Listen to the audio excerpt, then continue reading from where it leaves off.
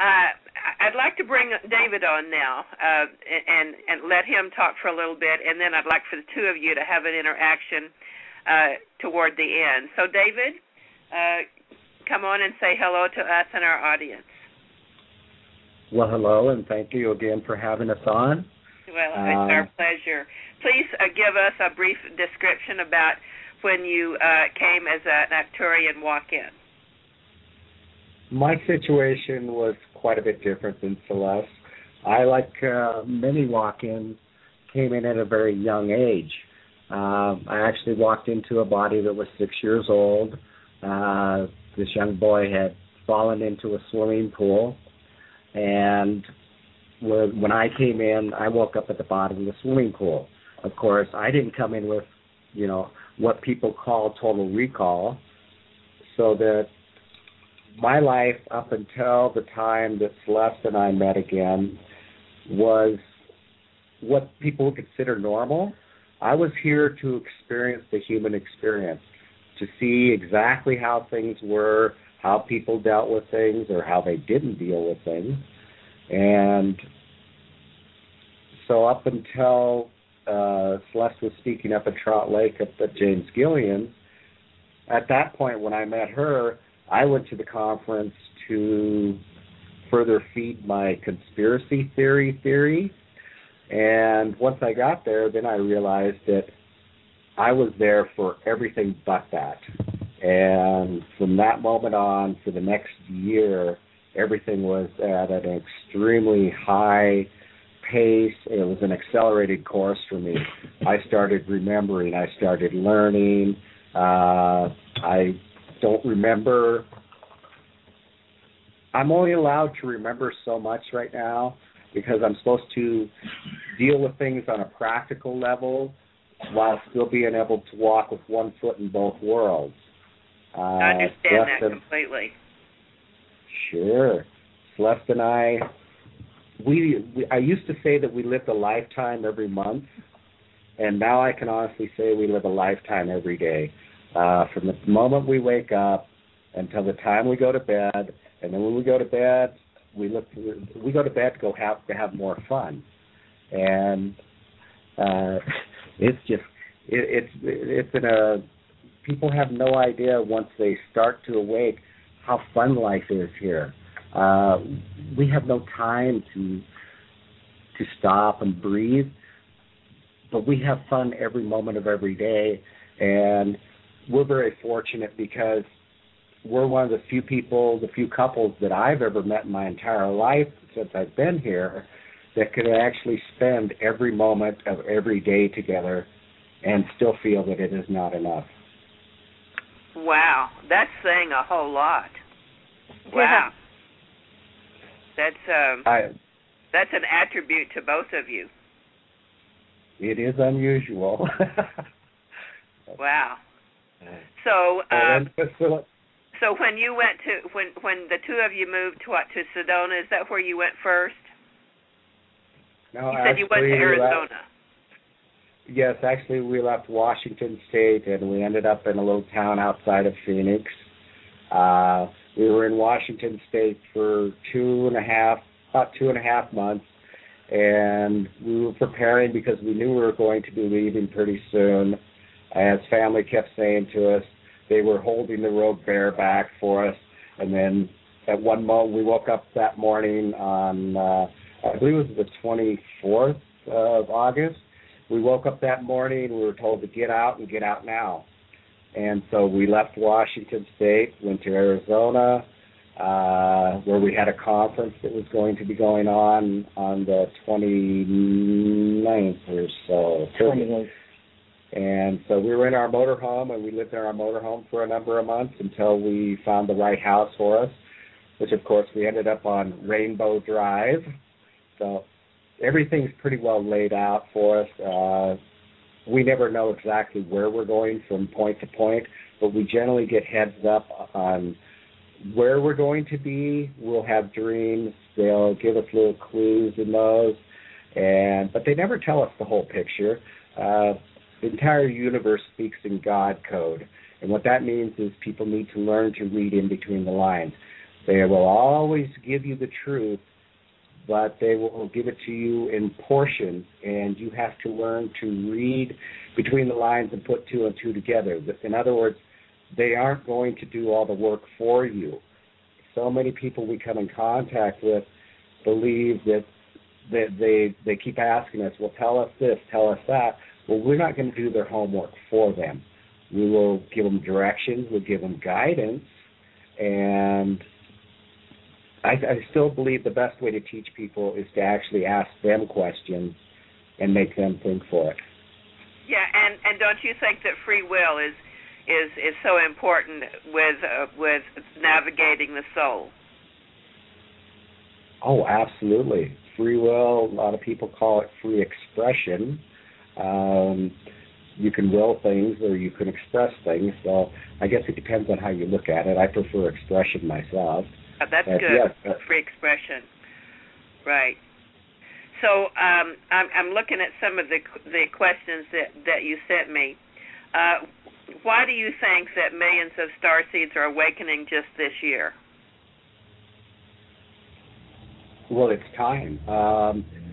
Over the last 10 years, many people have been awakening, but this year is critical. This is the timeline where the Illuminati originally had plans for Earth's total, for them to be pretty well taken care of over the planet. And then, of course, Terra, the planet Earth, decided that she wanted to survive, and things shifted around. It is time. They're needed this year. This is the make or break point for many, many souls on this planet. People are either going to own up to their own personal responsibility and start taking proactive measures to better their lives, to change their belief system, to become, I like to call it, to live up to their name. In other words, many people live down to their name.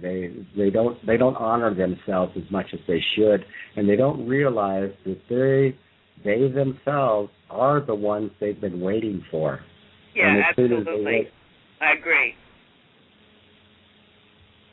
So what's going on with the Earth changes and the planetary realignment? How long is your program? Give us the short version. There are many, many star keepers from many, many civilizations, from many universes. Unfortunately, so many people still believe there's only one universe, but there are many universes, many gods and goddesses, and there are people here on the planet, there are people over the planet, and they're all here right now looking at the planet, looking at the people themselves, and in my personal opinion, I believe that they are trying to figure out what areas can be saved, what areas are going to need to be modified, what needs to be fixed to get this done.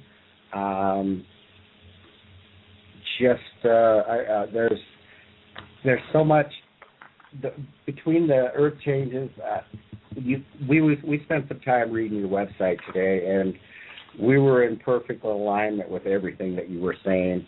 But the changes in the magnetics on the planet, the force of the sun, with the realignment of the planet, the magnetics from the sun are altering everything here, and obviously causing some droughts in some areas, floods in other areas. But of major concern, obviously, is every living life form on the planet, from the oceans to the lands to the plants to the animals. Everything on this planet is suffering right now.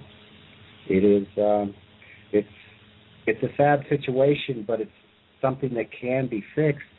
But unfortunately, it's not going to happen by the end of this year, like a lot of people erroneously believe. It's going to take a little longer, but it's worth the effort. Right. Most of us have been here many times, and we're willing. Well, speaking for myself, I'm willing to come back as many times as I'm needed. Let's talk a little bit about that Mayan calendar and what some people think is the marking of the end of the world.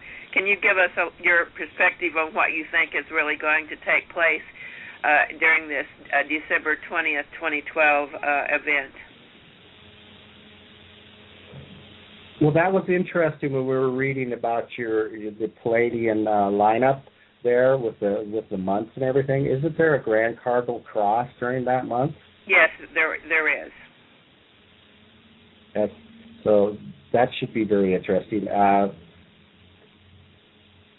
The Mayans were very gifted astrologers. They definitely could see into the future, and they saw this as a time of a new beginning, not as the Armageddon as a lot of people would believe it to be.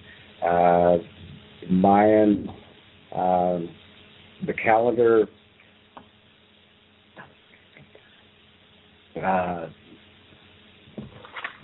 Excuse me a second, my throat's really dry.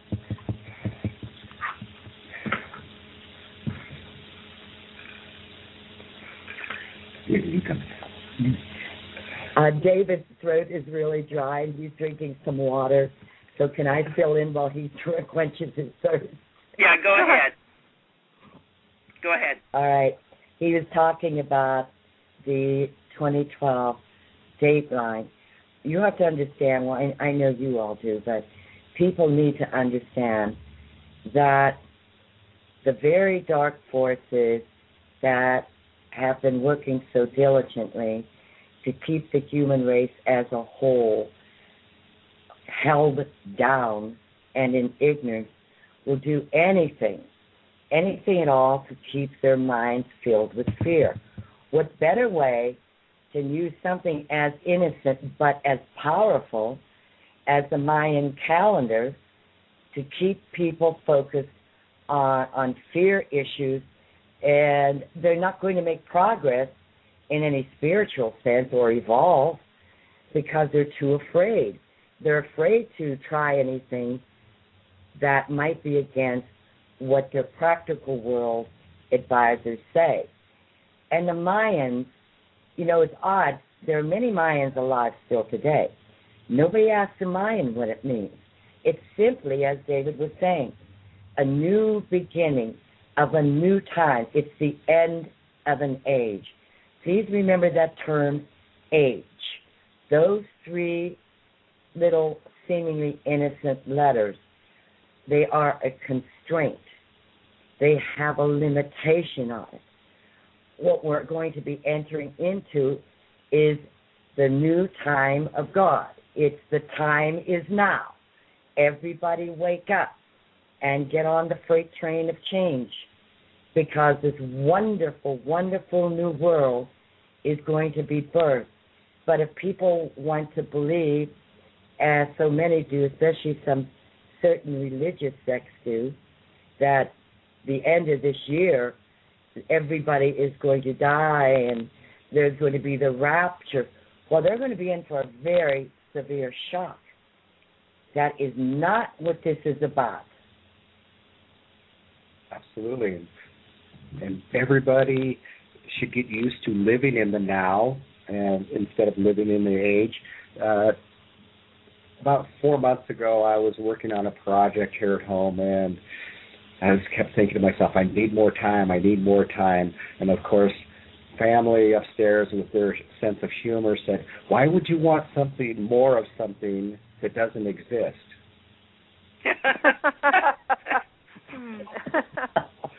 I mean, think about it. Everything happens right here, right now. And most people can't quite figure that out. Yeah. And so.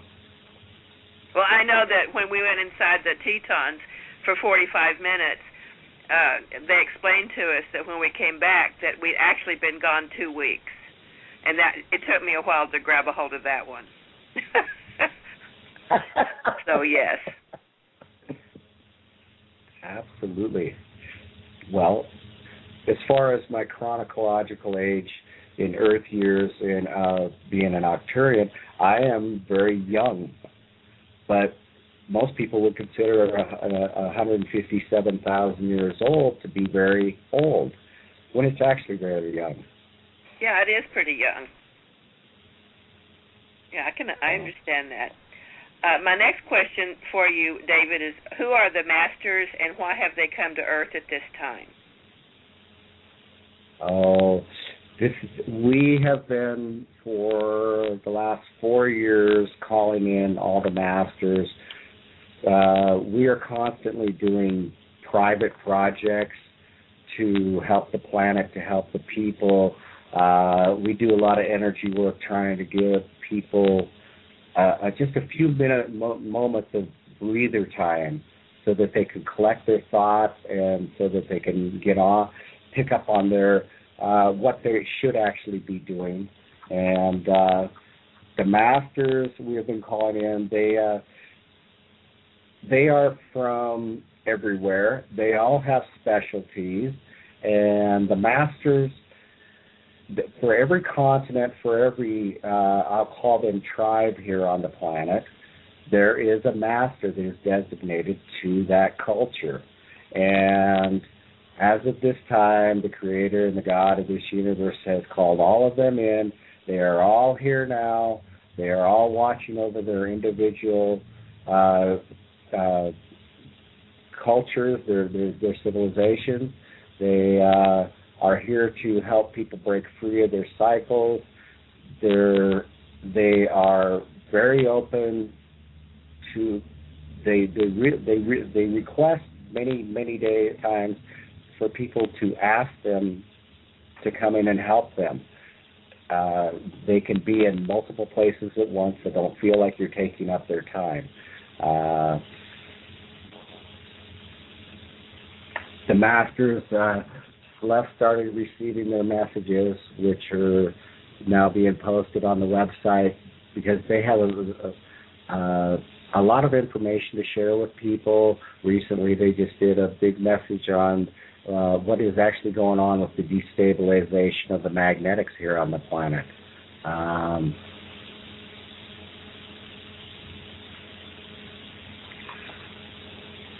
I forgot the other part of the question. The technologies that are being turned loose, like HARP and some of the chemtrail spraying and some of the cell phone towers and all the different technologies that are working as a cluster.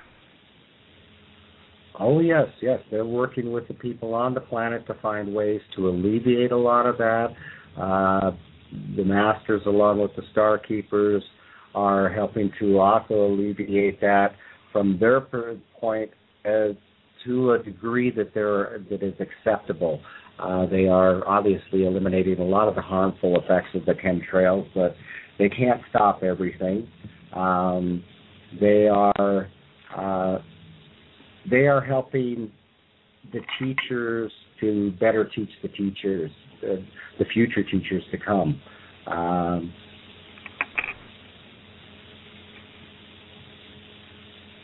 I'm not sure what else I should say. I got it. How are the physical bodies reacting to these magnetic changes?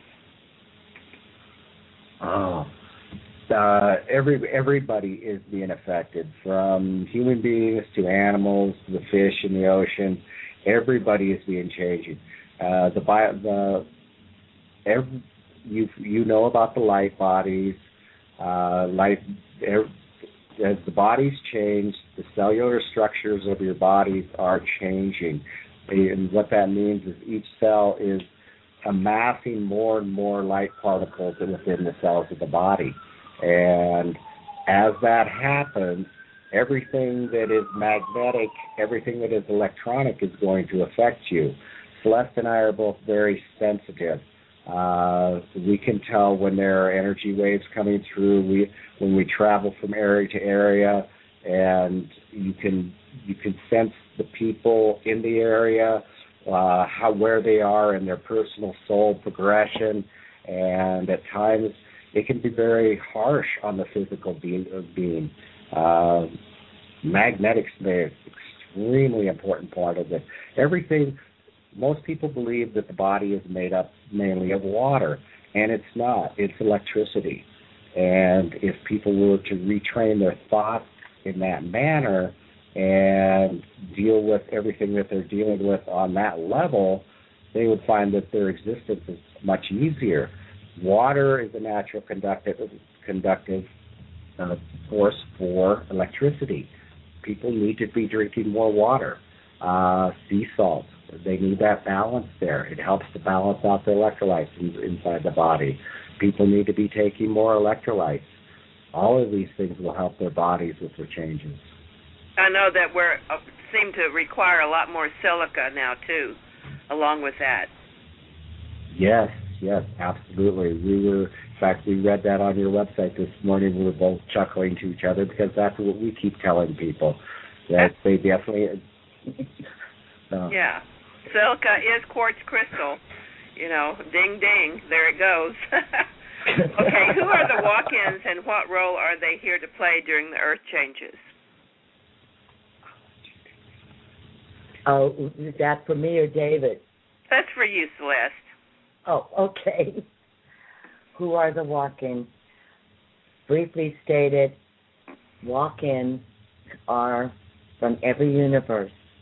They're sent here by a sacred decree as part of a pre-birth agreement. It's a soul contract. Everybody signs a soul contract before they are either born in or walk in. It doesn't matter. It has nothing to do with a person's culture, the color of their skin. It has nothing to do with that. It is an agreement. And part of the agreement is that, for instance, if, let's just say, a woman has reached a certain point in her life where she has been either physically beaten down, mentally or emotionally beaten down, or even perhaps have had a very long series of critical health problems, and she knows she simply cannot go on one more day.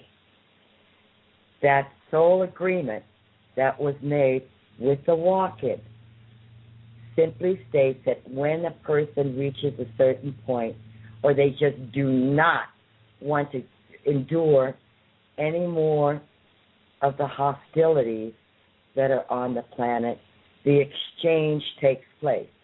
One soul leaves, the other soul comes in. The walk-in soul enters, the physical body soul goes to a certain place where they do receive a great deal of healing. They will remain there until such time they have chosen or agreed to return to their body. So if somebody, like in David's case, he came in as such a young child, 6 years old, and yet that physical child has never made any indication to him that he wants to return. So in David's case, I'd say after all these years, it's pretty good that it will remain as permanent. Walk-ins have a mission. You'll find, if you don't already know this, that many walk-ins come in to take the place of humans who would have been killed on the battlefront.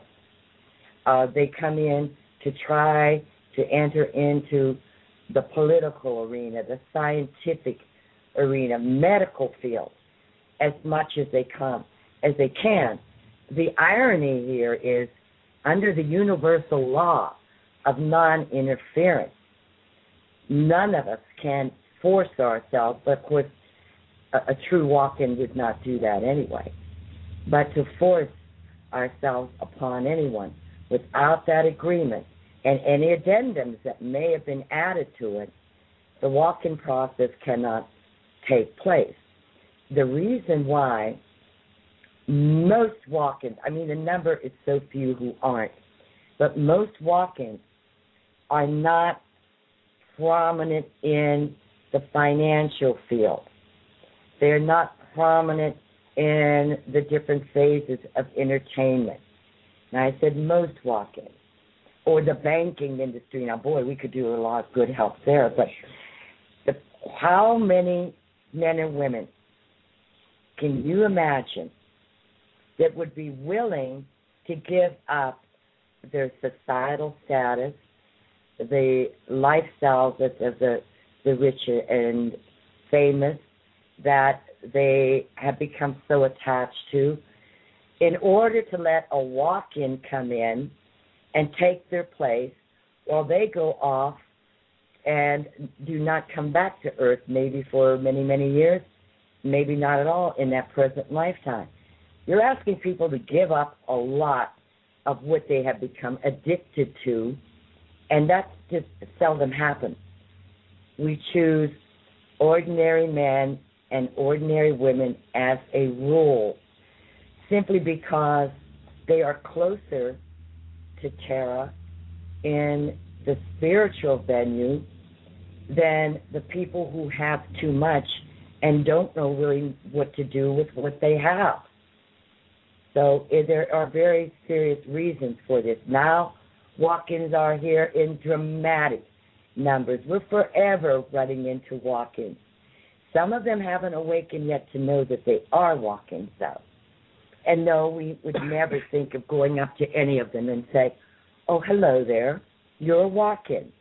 That would be interference. And we cannot do things like that. But it's vitally important that all races from all universes work together now. We are here for the long haul. And it's not easy. And soul substitution is as ancient as the Creator. This is not something new.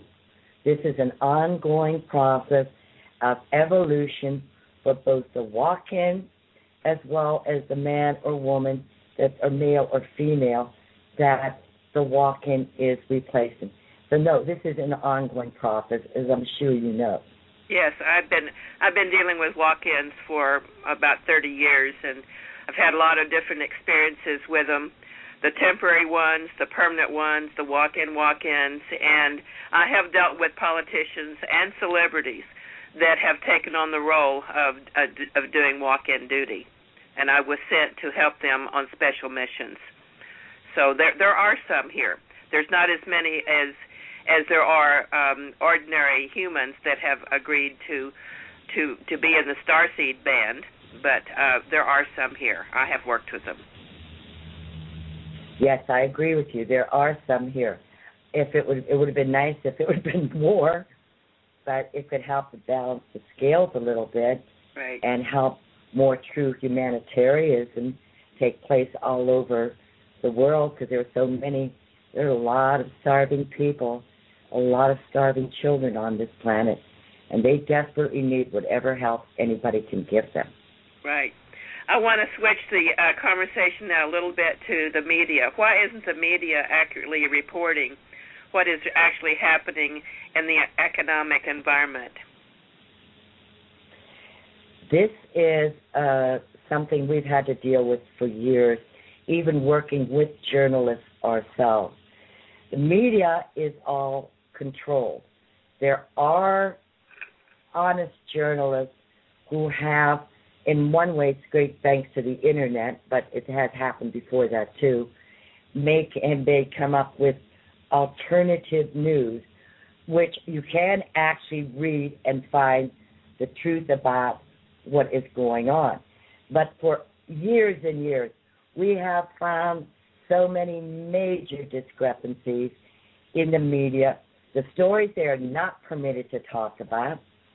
The governments do not want everyday people on this planet to know the truth about anything, because there's too much money at stake. There's money to be made in the pharmaceuticals. There's money to be made in the banking system and all of those situations. And war. So the media and war. War is the biggest money bringer of all time. And countries are in collusion. This has gone on for centuries, really.